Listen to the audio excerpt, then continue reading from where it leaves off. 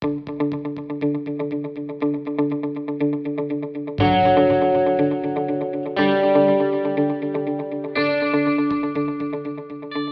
everyone and welcome to SpartanCenter. I'm your host Maxie and we have a lot of amazing topics to cover. We have a special segment with Jensen, Jared, and Sean discussing the NBA opening for our ProZone special, an interview with some of the captains of the AU hockey team, along with Benefits with Beth covering lifestyle and health tips. Then we'll close with our AU preview, but first stay tuned to find out what Kendra asked these AU hockey players about their season. All right, you guys have been playing for over a month now. What do you three think about the season this far? I think the season's going pretty well so far. We had a lot of good teams to start, and we've taken a couple hard losses, a tie once, but I think overall, I think our team's gonna come together later on in the season. I think we're gonna have a pretty good season. There's some new teammates added this year. What do you guys think about the chemistry on the ice? We added some youth this year for sure. It's an extra talent up front. I think for the next couple of years, with the depth that we've added, I think that the team just going to continue to grow and come together, especially on these long road trips since we don't have that many home games. I think it's going to be a good year. Anybody else? Which got there? We did add some new guys, some young guys, so it's nice to kind of be able to develop them and get them in the habit of how college hockey is. It's a little different than what they're used to. So. All right, I know all of you have been on the same team for the past 3 years and had the opportunity to participate in nationals 3 seasons ago. How did that feel? Does it motivate you all to go back? It was my first year that we went to nationals. It's a pretty special team that we had. Going undefeated up until nationals was really special, and I definitely think that going back is ultimately the end goal, and hopefully it is for everybody in the locker room. So. I think because, at least for me and Patrick, we were here a year before Chambo. We went there 2 years in a row, so I feel like it's our team expectation now to get to nationals, and anything less is disappointing, season for us. So we just want to do our best to get back there and succeed as much as we can. I know 2 weeks ago you guys beat Purdue Northwest 12-3, and this past weekend you played Marquette, and the first game ended with a tie. You left with a win, 8-5. How'd that feel? The first game kind of for us was kind of, and I think we kind of went into it a little slow, and we didn't come out with the result we wanted in the first game, but after leaving with that 8-5 win, I feel like a lot of stuff came together, and we were able to put some points on the board. Yeah, I agree. It was nice to get the offense going in that first game against Purdue Northwest.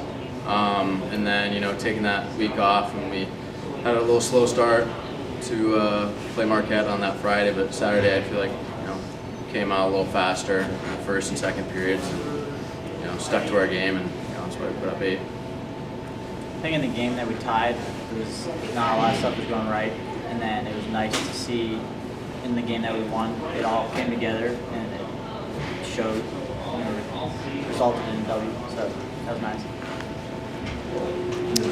Anything else you guys want to add? Any particular game to look forward to? We've got a pretty heavy schedule coming up. We play against Marion. They're kind of the rival in the conference, and only thing I might add is a little bit more support for some of our games. Get some of the fans out there would be great. I agree. It's fun to watch. Just come out. Hello, ladies and gentlemen, and welcome to ProZone. I'm Jared. And I'm Jensen. I'm Sean. On today's episode, we'll be taking a look at the NBA and how the season opening has gone for some of the teams. So, guys, let's start with our hometown team, the Chicago Bulls. So, Sean, how do you think they're looking right now? They're looking young and inexperienced. They played a very good Lakers team last night, played them well for 3 quarters and just couldn't cap it off. That's partially because of LeBron James. Yeah, but so far, as the season's gone on, it's still early. We're looking pretty good right now, right? Yeah, the record's very misleading. All right. So outside of our hometown team, let's talk a bit about the rest of the NBA, particularly the Golden State Warriors, who have started the season off very poorly, having it all culminate with the major blow of losing point guard Stephen Curry to a hand injury.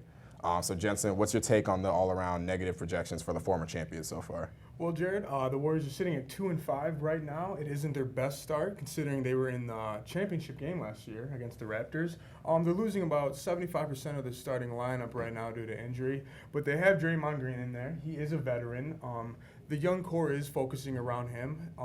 We just have to really wait out the rest of the season to see where the Warriors are going to stand this year. For sure. And Draymond coming back from injury is always a good thing as well. Always a good thing. Brings a lot of fire in his belly. For sure. So, as always, when it comes to talking about the NBA, superstar LeBron James always comes to mind. So, guys, I'll ask you both, how do you think he's looking as the season has begun with this young Lakers team? He's looking like a strong force as usual. I know Sean's a big fan of LeBron. What are your thoughts on it? Yeah, LeBron's looking more like Magic Johnson. He's playing point guard this year instead of his traditional small forward position, and his court vision's insane. He's like a quarterback out there. Definitely sees more passes open than he definitely should. Absolutely. Oh, yeah. So thanks, guys, for all of those great answers. As always, thank you for tuning in to ProZone. I'm Jared. I'm Jensen. I'm Sean. Once again, thanks for tuning in, guys. Thank you, Jensen, Jared, and Sean, for that amazing segment covering the NBA. Next, let's take a look at how you can add some healthy tips into your life with Benefits with Beth. Hi, and welcome to this episode of Benefits with Beth. I'm Beth Gertlucian. Today's tips are all going to be focused on diet. Tip 1, have a balanced diet. When it comes to diet, I know it can be intimidating with all the information out there, but it doesn't have to be. In fact, it can be pretty simple. Making sure you're eating the appropriate balance of proteins, carbs, and fats is a great place to start when looking to get your diet in check. If you're not sure what that balance should look like, head over to myplate.com and they'll give you all the information you need. Tip number 2, know your calories. Trust me, this is simpler than it sounds. All I mean is know how much you should be eating a day in order to meet your goals. Although exercise or lack of exercise will play a role in the weight loss or weight gain, over 70% of that loss or gain will come from your diet. Depending on if you're trying to gain weight, lose weight, or just maintain the weight you're at, you might need to look at adjusting your daily calorie intake. Finding out how many calories you should be eating a day is easy. Just Google calorie calculator and it will ask you for some basic information like height, weight, age, gender, activity level, stuff like that. So again, knowing how much you should be eating a day will be the key to reaching your goals. Tip 3, do what works for you when it comes to how you monitor your diet. We see a lot of stuff on the internet about how you should be managing your diet, and sometimes it's conflicting information. Some people will say you should be tracking and counting every calorie you eat, and others say that's too restrictive and you should just be eating mindfully. The truth is, there's no right answer. It's simply whatever works best for you. If you're a person who likes to see numbers and exact information, then yes, maybe tracking is a good plan for you. But if counting every calorie feels too restrictive and overwhelming for you, then maybe just eat intuitively. Figure out what approach works best for you and stick to that. Tip 4, eating clean does not mean you can't eat out.